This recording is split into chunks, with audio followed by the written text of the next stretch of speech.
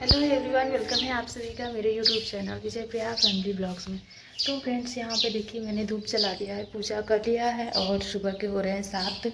अभी दोनों बच्चे सोए हुए हैं। मुझे कुछ काम करना था, आटा ख़त्म हो गया था तो ये गेहूँ बनाना था। तो अभी मैं पहले इसको कर लेती हूँ।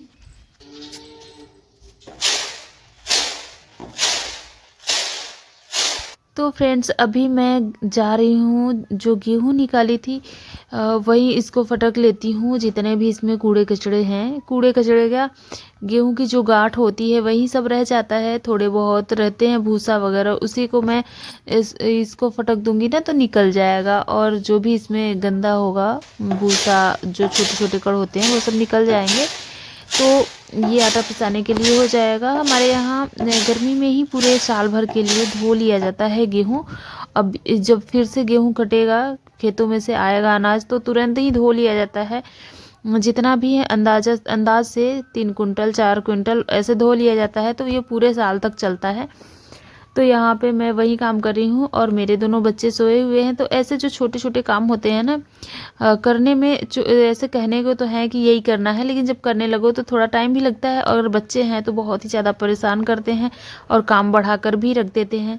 तो मैंने सोचा चलो नहाने धोने के बाद ही सही, लेकिन मैं ऐसे कर लेती हूँ। थोड़ा बहुत धूल पड़ेगा तो मैं हाथ पैर धो लूँगी, क्योंकि जब बाबू जग जाता है तो ऐसा ऐसा काम करता है ना कि बहुत परेशान कर देता है। ये गेहूं ले जाकर कहीं कोने कोने में फेंक देगा तो उसे उठाना पड़ता है, ना हम उसे कचड़े में डाल सकते हैं ना ही हम कुछ कर सकते हैं। तो उसे एक एक चुन चुन कर रखना पड़ेगा, तो बहुत ही ज़्यादा काम बढ़ा देता है। इसकी वजह से ऐसे छोटे मोटे काम, गेहूँ चावल बनाना और सरसों बनाना होता है, तो वो सब अगर खेलने गए होते हैं तभी मैं बनाती हूँ, या फिर सोए हुए होते हैं तब। तो यहाँ पे मेरा गेहूं का काम हो गया था। मम्मी यहाँ पे मटर छील रही थी और मैं यहाँ पे बना रही हूँ पूड़ी। मेरी दीदी आई हुई थी तो वो चली जाएंगी आज। यही समोसा बन रहा था, कल शाम को बनाई थी मैं, और आज सुबह वही नाश्ते में वही है। वही पूड़ियाँ मैं छान रही हूँ और कुछ मिठाइयाँ कहीं और से आ गई हैं और कुछ दीदी लेकर आई थी, तो दोनों वही सब है। सब लोग नाश्ते कर लेंगे, फिर उसके बाद दोपहर में सालन और चावल ही बनाऊंगी मैं बस। और बच्चों को चाहिए तो 2-4 रोटियां बना दूंगी। तो यहाँ पे मम्मी का ये काम हो रहा है।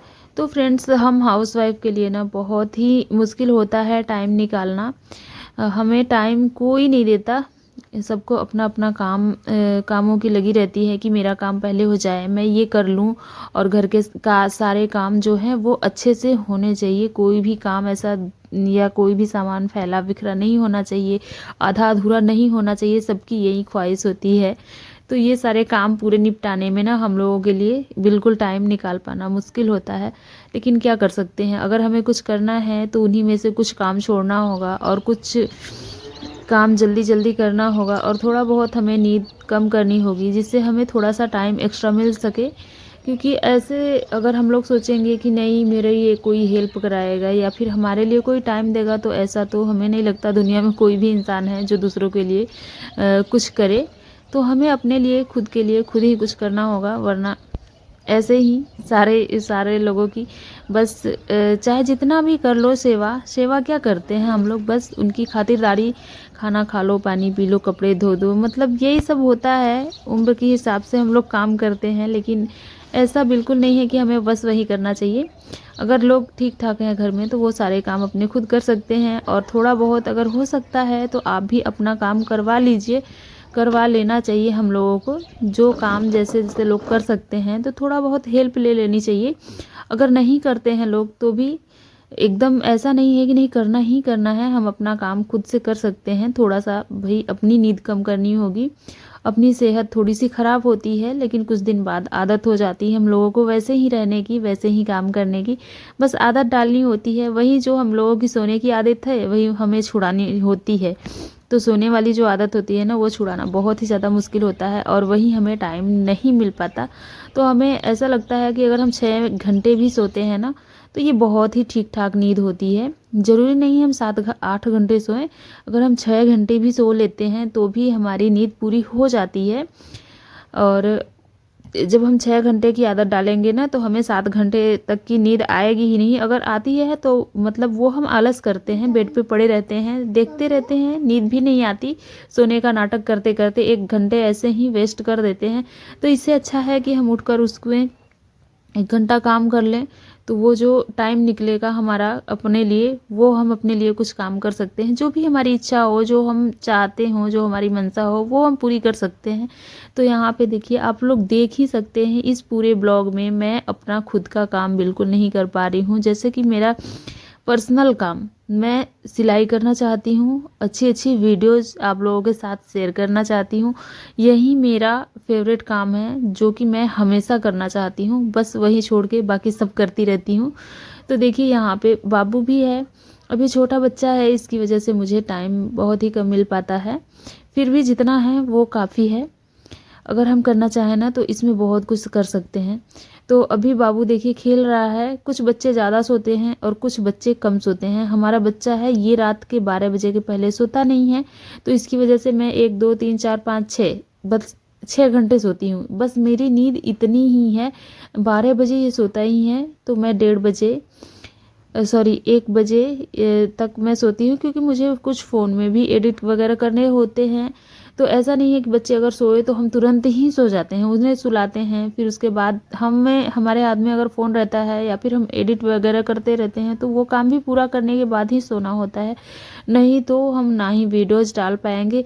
ऐसा नहीं है कि जो लोग वीडियो डालते हैं उसको कोई टाइम देता है या फिर वो बहुत ही आसानी से डाल लेते हैं, ऐसा कुछ नहीं है। इसमें भी फ़ोन में भी काम बहुत सारे होते हैं, उसको एडिट करना होता है, उसमें वॉइस ओवर करना रहता है, थंबनेल लगाना होता है, टैग, डिस्क्रिप्शन, बहुत सारी चीज़ें होती हैं जिसमें बहुत ज़्यादा टाइम लगता है। ऐसा नहीं है कि नहीं लगता है, इसमें भी अगर एक वीडियो अपलोड करो तो 3 से 4 घंटे लग ही जाते हैं, अगर अच्छे से करो तो। अगर कुछ नहीं लिखना विखना है, ना ही कोई थंबनेल बनाना है, तो वो 1 घंटे में भी हो जाएगा। अगर अच्छे से करना है तो 2-3 घंटे तो आराम से लग जाते हैं। वो हमें हमारी क्वालिटी के हिसाब से करता है, हम किस कैटेगरी की वीडियो बनाते हैं। तो अगर सिलाई की होगी तो उसे प्रॉपर दिखाना होता है और उसमें समझाना होता है कि ये कैसे कटिंग होगी, इसकी सिलाई कैसी होगी, तो उसमें ज़्यादा टाइम लगता है, थोड़ा सा ज़्यादा ध्यान देना पड़ता है, सही सही बताना होता है। और ब्लॉग हो गया तो उसमें हम कुछ भी करते रहते हैं, वो ब्लॉग वीडियो जो होती है वो पूरी वॉइस ओवर पे ही रहती है। जो करते हैं हम बस बोल देते हैं, इसमें ऐसा नहीं है कि जो चल रहा है एकदम वही वही हमें बताना है। तो अभी देखिए, हम माँ बेटे यहाँ पे खेल रहे हैं। प्रांशु के साथ मैं थोड़ा सा टाइम बिताती हूँ, क्योंकि अभी ये छोटा है, जब ये बड़ा हो जाएगा ना तो इसके पास मेरे लिए टाइम नहीं होगा। तो इससे अच्छा है मैं अभी से इसको थोड़ा सा टाइम दे दूँ, जब तक ये मुझे दे रहा है। बड़े होने के बाद बच्चे कहाँ किसी को टाइम देते हैं, अपना ही हम देख लेते हैं। हमें ऐसा होता है कि मैं अपना काम करूं, कोई ज़रूरत नहीं है हमें किसी के पास बैठ के कोई बात करने की, बकवास करने की। शायद हमसे भी कोई, बहुत सारे लोग घर में सोचते होंगे मेरे पास बैठे बातें करें, लेकिन हमें ऐसा लगता है कि ये हमें नहीं करना चाहिए, या फिर हमारे पास टाइम नहीं है, मेरा बैठने का मन नहीं है। तो बस अपनी ही हम सोच लेते हैं। तो फिर वो तो बच्चे हैं, अभी 20 साल बाद या 15 साल बाद उनका भी दिमाग होगा, वो भी अपने हिसाब से काम करेंगे। तो जब तक मेरे पास हैं, अभी छोटे हैं, मेरी सुनते हैं, तब तक मैं उनके साथ टाइम बिताती हूँ, पूरा एकदम मस्ती करती रहती हूँ। तो इस तरह से टाइम मेरा निकल जाता है। अभी मैंने देखिए यहाँ पे थोड़ा सा बाबू के लिए दाल बनाया था, प्रांशु के लिए। और यहाँ पे ये दूसरे दिन की वीडियो है, उस दिन की नहीं है। और यहाँ पे खाना बनाने के बाद देखिए, मैं आ गई थी छत पे। यहाँ पे चना डला हुआ है तो इसे मैं उठा लेती हूँ, क्योंकि शाम का टाइम हो गया है। तो इसे धुलकर डला हुआ है, इसमें से दाल बनेगा। मतलब दर देते हैं, चकरी होती है हमारे यहाँ, तो उसमें दर देते हैं, तो ये पूरा दाल हो जाता है, चना का दाल। और इसे मैं उठाकर रख दूँगी। इसके बाद मुझे नीचे चलने के बाद अभी ब्लाउज़ की कटिंग करना है और सिलाई करना है। ये 2-3 दिन की वीडियो है, तो हर दिन मैंने थोड़ा थोड़ा शूट किया था, तो ये वीडियो मैंने एक दिन आज मैं अपलोड करूँगी। तो फ्रेंड्स देखिए, यहाँ पे मेरा दाल उठ गया है और अब मैं जा रही हूँ नीचे, कपड़े की कटिंग करूँगी, ब्लाउज़ की, और उसकी सिलाई करूँगी। तो फ्रेंड्स, अगर आज का ब्लॉग आप लोगों को ज़रा सा भी अच्छा लगा होगा तो आप लोग ना मेरे चैनल को लाइक, सब्सक्राइब और शेयर ज़रूर करना। और आप लोगों को किस टॉपिक की वीडियो देखनी है वो भी बताना। इस चैनल पे मैं कोई भी ऐसी वीडियो नहीं डालती जो कि प्रॉपर सिलाई की दिखती हो। बस मैं आप लोगों को छोटे छोटे टिप्स और ट्रिक्स बताती रहती हूँ, सिलाई से जुड़ी हो गई या बुटीक से जुड़ी हो गई, क्योंकि मैं भी सिलाई करती हूँ। मेरा भी होम बुटीक ही था, अभी फिर से मैं शुरू करने वाली हूँ सिलाई।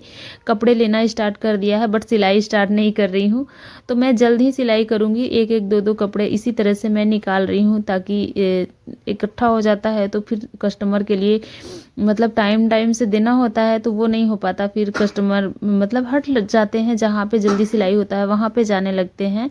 तो इसकी वजह से हमें अगर कपड़ा लेते हैं तो हमें ध्यान में देना होता है कि हमें कब किसका कपड़ा देना है, उस हिसाब से काम करना होता है। आज का ब्लॉग आप लोगों को कैसा लगा कमेंट में ज़रूर बताना, किस टॉपिक पे चाहिए ये भी बताना। तो फ्रेंड्स, मैं मिलती हूँ आप लोगों से फिर से नेक्स्ट ब्लॉग में। तब तक के लिए bye, love you, take care.